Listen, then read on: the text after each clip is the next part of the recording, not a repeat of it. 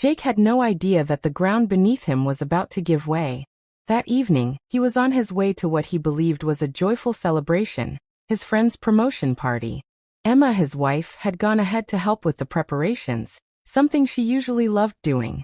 She had a flair for dramatics and always enjoyed creating magical moments. When she suggested he arrive later to make a grand entrance, he didn't question it. Jake trusted her completely, never suspecting that the night would be anything but fun and festive. But the moment he stepped through the door, something felt wrong. The room was filled with music, laughter, and happy chatter, but beneath all the noise, a strange stillness wrapped itself around Jake. People were smiling, drinking, dancing, but the one person he looked forward to seeing the most, Emma, was nowhere in sight. At first, he assumed she was caught up with something, maybe arranging food or talking to someone out of sight. But as he moved through the crowd, casually asking a few friends where she might be, a strange unease began to rise in his chest. Nobody found her absence odd. Everyone shrugged, offered vague answers, or redirected the conversation. Then a woman approached, someone he didn't recognize. Her face was tight with tension, eyes heavy with something that looked like guilt.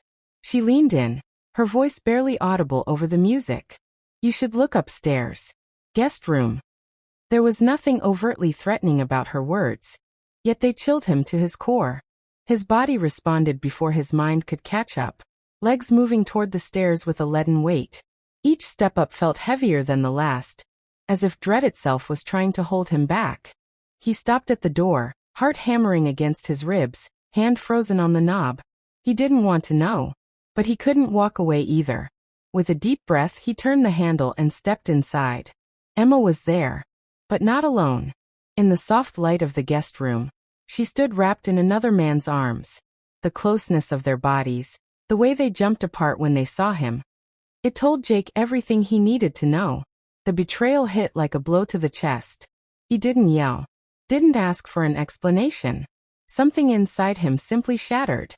He turned around and walked out, down the stairs, past the music and laughter, through the front door, and into the cold night. The wind bit at his face, but it couldn't touch the burn in his heart. The rest of the night blurred by. People kept laughing, dancing, clueless. Jake didn't remember how he got home, only that eventually he was there, surrounded by familiar furniture that now felt foreign. Emma came home later. He heard the door open, heard her breathing shift when she realized he was awake. But he didn't speak, didn't look at her. The silence between them was louder than any fight they'd ever had. By morning, Emma asked if they could talk. They sat at the kitchen table, the same one where they had shared coffee, meals, plans for the future. Now it felt cold, alien. Emma's hands trembled as she spoke. Her voice cracked. She looked sorry, desperate. Jake, on the other hand, sat still, unmoved, staring straight at her like she was a stranger. "I don't even know how to begin," she said softly. "But I need to explain. Please let me explain." He took a sip of coffee, slow and deliberate, then set the cup down with a solid clink.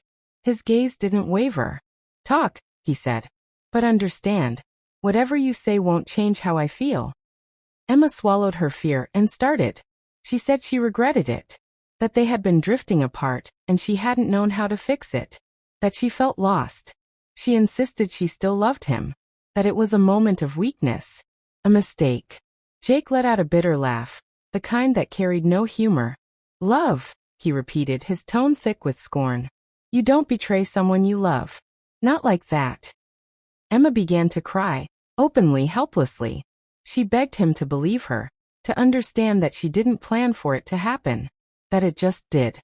But Jake felt like he wasn't even in the same room anymore.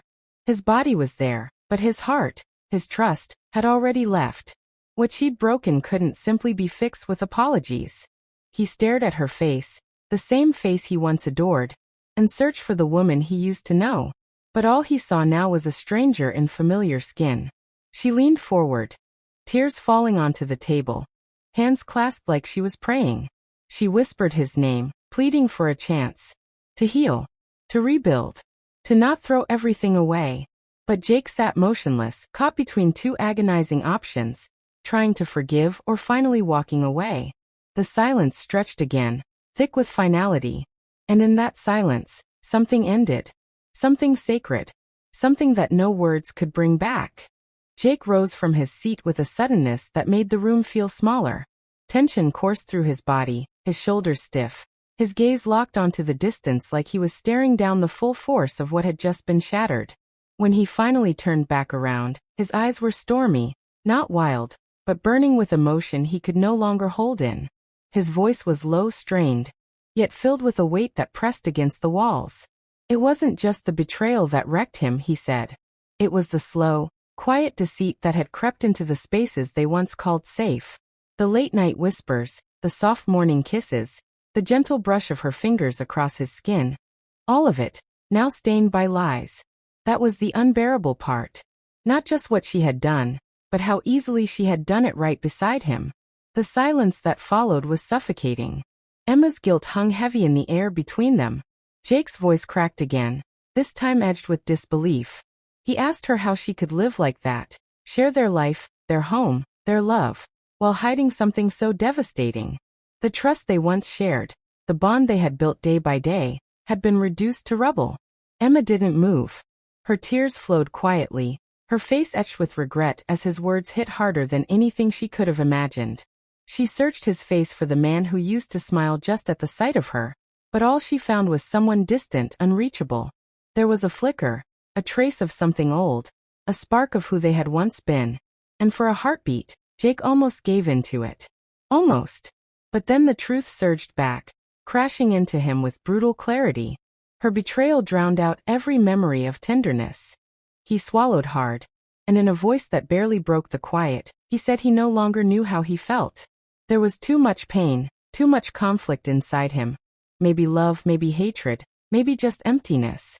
But one thing stood out above it all. He didn't trust her. And without trust, nothing else mattered. Emma looked crushed. His words seemed to hollow her out, as if the weight of them had knocked the wind from her lungs. She had known this moment might come, but the finality of it still took her breath away. Jake stood still for another second, his shoulders sagging. He didn't offer comfort. Didn't promise anything. All he asked for was space. No explanations. No second chances. Just time. Then he walked out. The soft click of the door closing sounded louder than it should have, like thunder in a quiet sky. Jake found himself back in the kitchen, sitting across from a cold, forgotten cup of coffee. The mug, the table, the room. All felt like pieces of a life that no longer belonged to him. Her voice still echoed in his head, full of apologies, but they meant nothing now. Not against the depth of what she had done. Every thought circled back to the same point. How did everything unravel? How did something once so sure, so stable, fall apart like this? And no matter how many times he tried to trace the path backward, it always ended with the same moment. The choice she made. That single decision had rewritten their story. In the days that followed, Jake moved through the world like a man wading through mist. He functioned, but everything felt unreal. The grief weighed on him. Not loud and overwhelming, but steady, always there. And yet he knew he couldn't stay like that forever. One morning, he stared at his reflection for a long time. He barely recognized himself. His face was tired, his eyes dulled by sleepless nights and endless thoughts. He looked broken. But in that still moment, something shifted. A quiet clarity settled over him. He spoke to himself, a whisper he barely heard. He couldn't live like this. That murmur wasn't just a statement. It was a decision. He needed to confront her one last time, not to repair things, but to finally let go. They met again in the same place they had shared so many moments, but now the space between them felt colder, emptier. Jake's voice was calm even. The kind of calm that comes after too many nights spent thinking. He told her he had thought about everything, every memory, every lie, and he had come to a conclusion. There was no way forward together. The foundation had crumbled. Emma's expression fell. She opened her mouth like she wanted to plead, to explain, to offer something, anything. But as Jake spoke, as he laid out his truth, she saw it clearly. He was already gone.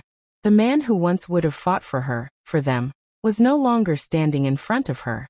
She nodded softly, defeated. She said she understood. That she had lost something she could never get back.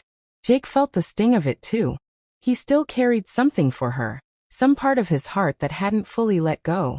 But it wasn't enough to rebuild what had been destroyed.